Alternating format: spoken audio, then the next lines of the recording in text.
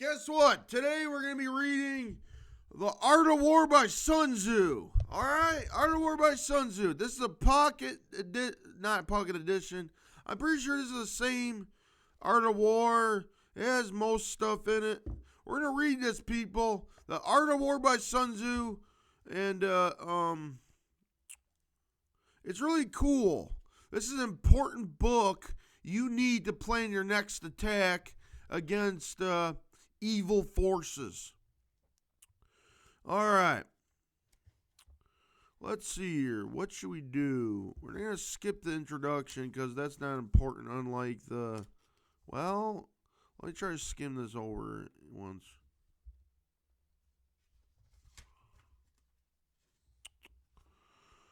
Sun Tzu Wu and his book. Well, I'll take a long time. I'll have to read that later. We're going to start by... Well, there's the table of contents. Okay, we got here... Introduction is on page 7. Laying plans is on 47. The page 47. All right. Go to page... It's a long book. It's a pretty important book. We need this book to raise our own empires. Oh, 47, not 27.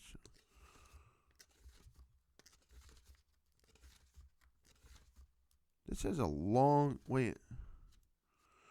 Let me just... Do I have to read the introduction? Okay. Alright, we'll read the introduction. Introduction. A note on the text we'll read first. The text for this volume has been adapted from Lionel... Oh, wait, that's not important. Alright, let's read the important parts because this is a pretty important book. Okay? Introduction. Sun Tzu Wu and his book, The Art of War. Suma Cheyenne gives the following biography of Sun Tzu. Wait. Where the heck should I begin with this? If I read the introduction, which parts should I... I'm trying to figure this out. Hold on a second. Bear with me here, people. Bear with me here.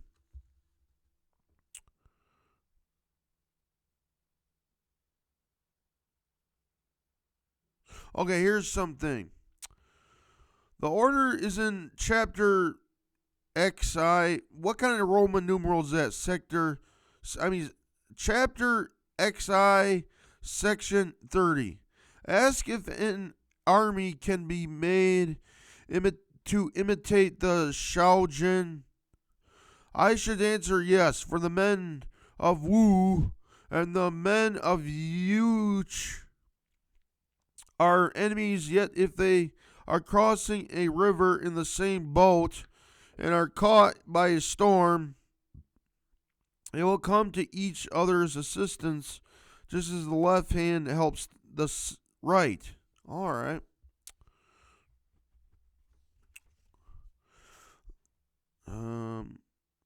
Okay. This is pretty in depth. Pretty important book. Texas Sun Tzu. I have to get up commentators. This just says a lot of things that were the reason why this is published or something like that. But we need to know the actual stuff here, which is the reason why I'm skipping the introduction. Okay. This is not written in the... because you're not supposed to apologize to your enemies. But this is called the Apologies of War. See this? The Apologies of War. Also, as we think of China as the greatest peace-loving nation on earth, we are in some danger of forgetting that her experience of war, all its phases, has also been such as no modern state can parallel. Her long military annals, annals, we'll just say annals, not annals. Knock it off, you perverts. Stop thinking that shit. All right, let's keep reading. Anal. No! Stretch back a point at which they are lost in the mist of time. She was built the Great Wall and was maintaining a huge standing army. They're talking about China, the country China. That's the reason why they're using the word she, because that's what they do. Our country, tis I don't know what song they call America a woman, because they use the word she. I don't know. Remember, female, woman, or girl is named she. That's how you say the word she. It's really hard for people nowadays to remember their gender that they were born with for some odd reason. We're all a bunch of corrupt people nowadays. And they don't even learn from the past. They just say, oh, this is 2024. We shall be this way, not the average. Listen. We should go back to tradition, not this new shit. The modern age sucks. We need more empires, not democracy and communism. Modern state can parallel, also such as her long military annals stretch back to a point at which they are lost in the mist of time. She had built a great wall. Now, Donald Trump did the right thing, according to this book. China built a wall a long time ago, and Donald Trump did the same thing to keep all the bad people out. Why do you always hate that wall, you dumb liberals? Stop hating the wall. We need it. Just like China built a wall. All right? Great Wall is maintaining a huge standing army along her frontier. Centuries before the first Roman legionary was seen on the Danube, I don't know how it's kind of spelled, Danube. What with the perpetual collision of the ancient feudal states, the grim conflicts with Huns. Hello, honey. You like me called a Hun? What's up, Hun? What's up? What's up? Why do you call it frickin' Hun? That's what they call married couples. What are you, freaking homo? Okay. The perpetual collision of the ancient feudal states, the grim conflicts of Huns, Turks, and other invaders. Huns, Turks, and other invaders of the centralization of government, the terrific upheavals which accompanied the overthrow of so many dynasties, besides the countless rebellions and minor disturbances that have flamed up and flickered out again and one by one. It's hardly too much to say that the clash of arms has never ceased to resound in one portion, another of the empire. Stop democracy, stop this communism. We need an empire.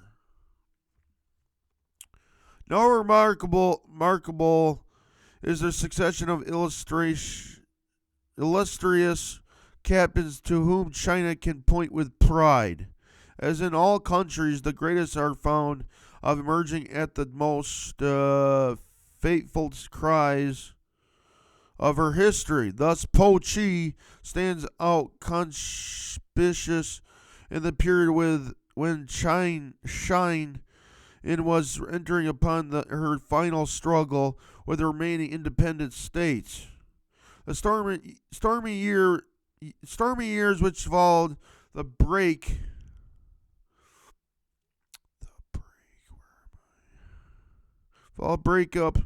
of Shine dynasty are illuminated by the transcendent genius of Han Sen.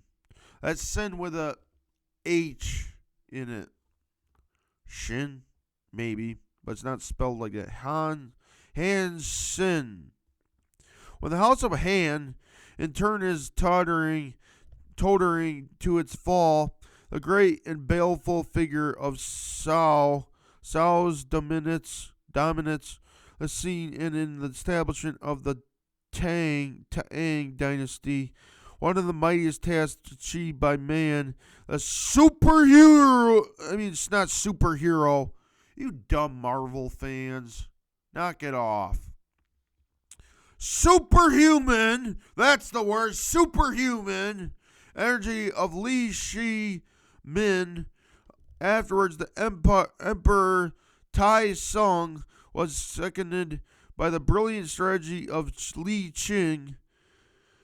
None of these generals need fear comparison with the greatest names in the military history of Europe.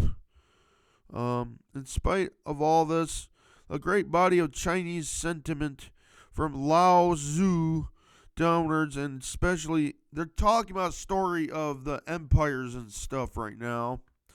But they'll soon talk about how to deal with your opponents or enemies in battle.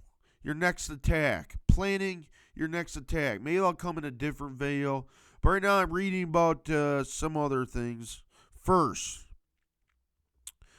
in spite of all this, a great body of Chinese sentiment from Lao Tzu downwards, especially as reflected in the standard literature of Confucianism, that's, I think, is a religion.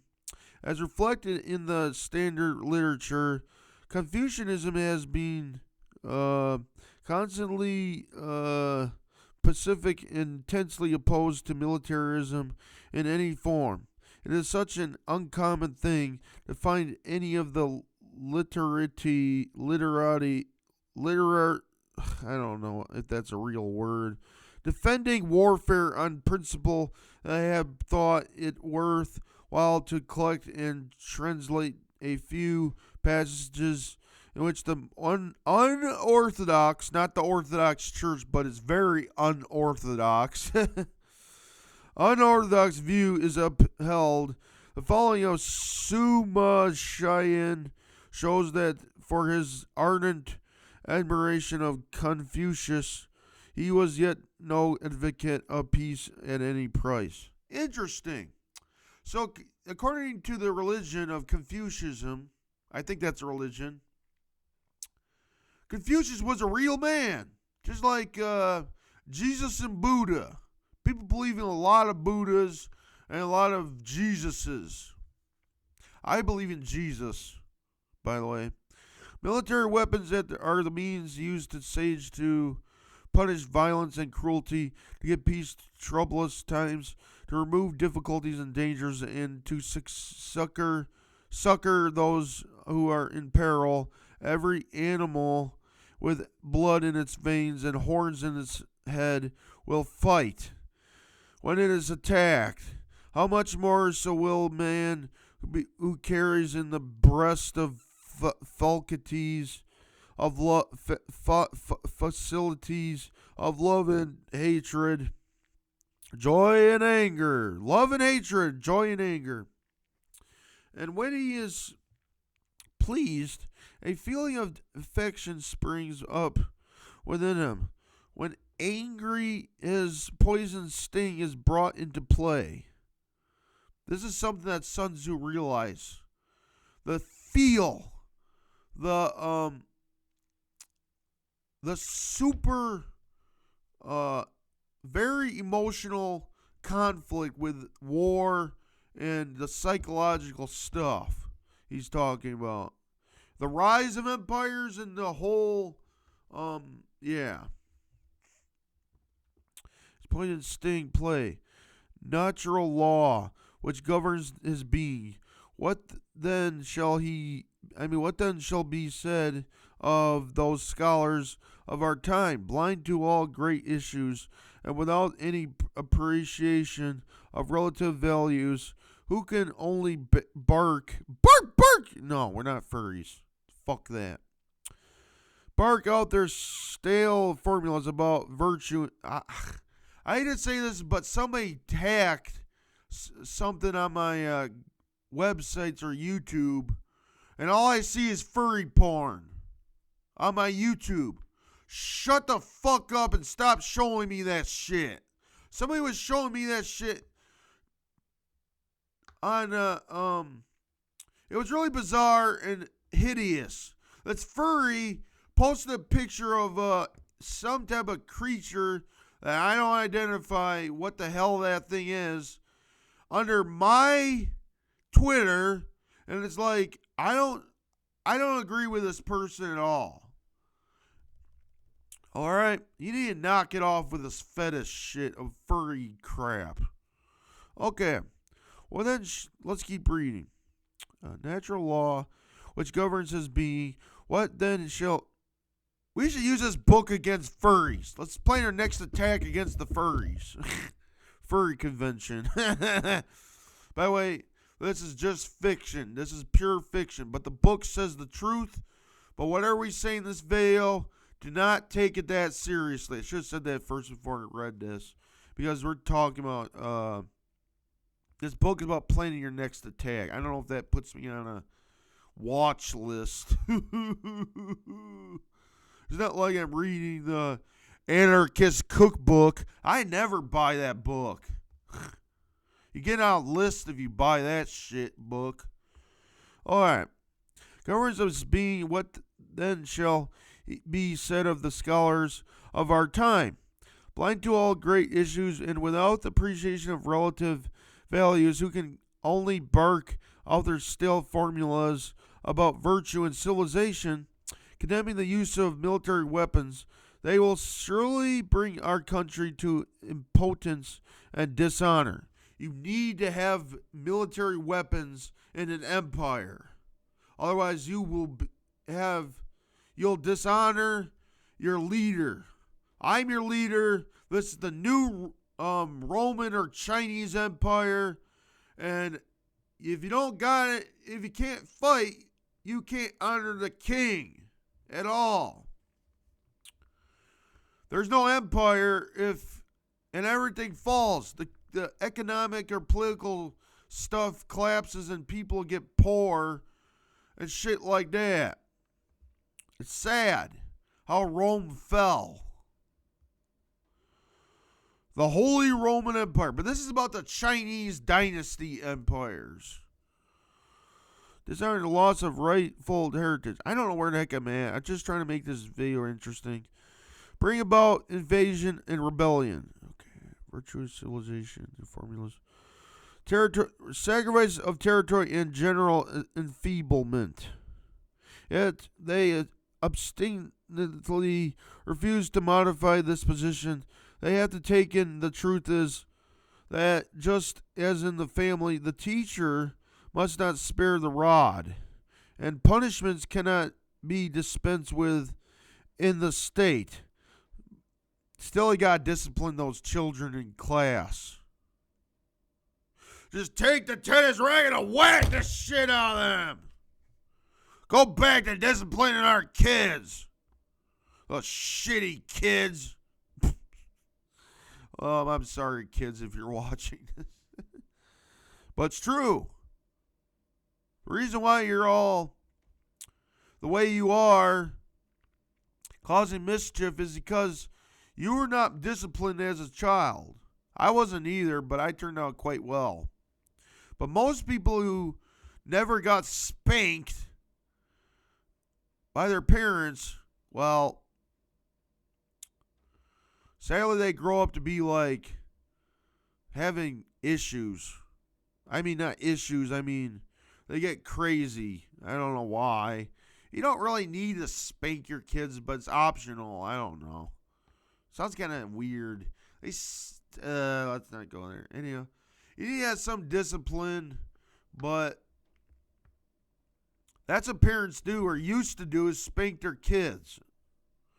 I'm not agreeing with that. I think everybody should have a choice when disciplining their kids. But anyways, chastisement can never be allowed to fall into obedience. In the empire, all one can say is that this power will be exercised wisely by some, foolishly by others, and that among those who bear arms, some will be loyal and others rebellious. The next piece is taken from Two Mu's preface and his commentary on Sun Tzu. We'll skip that because this is still stuck in the introduction. All right. Let us read. I believe this is the first chapter. No, it's not written as the first chapter in the table of contents. This is laying plans. Sun Tzu said, the art of war is of vital importance to the state. That's the first thing.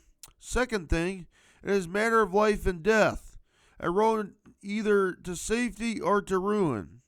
Hence it is subject of inquiry, which can on no account be neglected. 3. The art of war, then, is governed by 5 constant factors to be taken into account in one's deliberations when seeking to determine the conditions obtaining in the field. Number 4. These are 1. The moral, 2. Heaven, 3. Earth, 4. The commander, 5. Method of discipline. Number 5.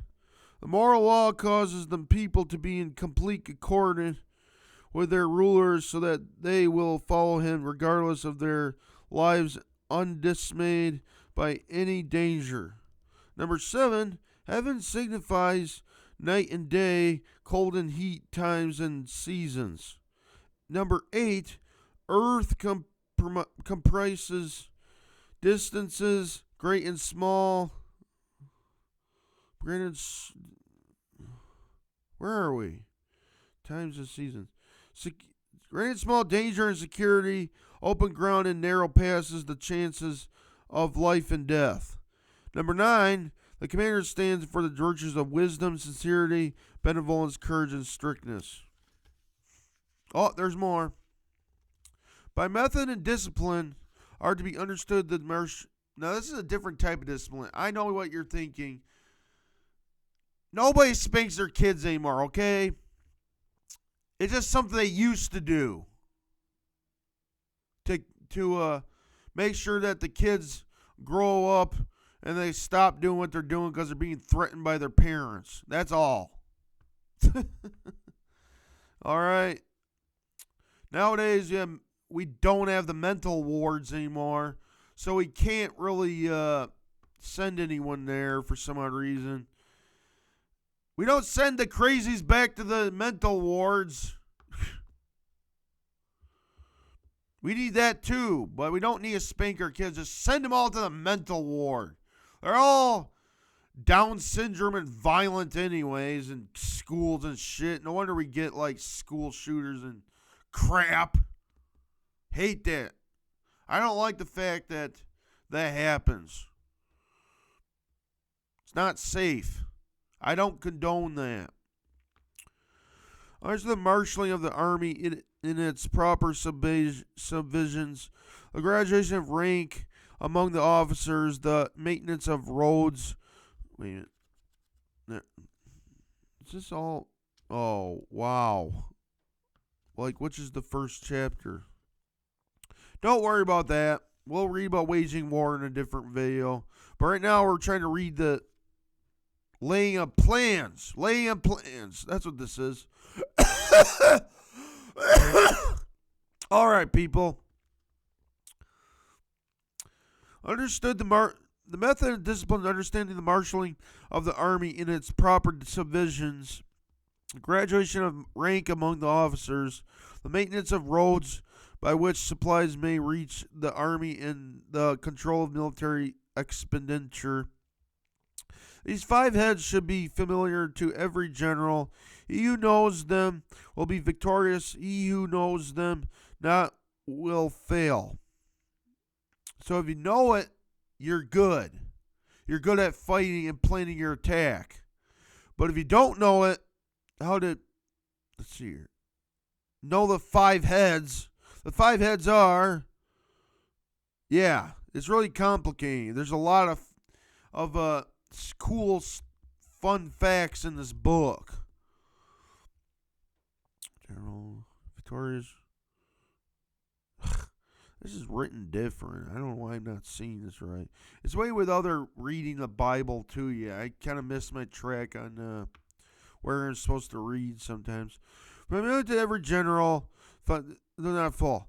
Therefore, in the deliberation, when seeking to determine the military conditions, let them made the basis of comparison in this wise.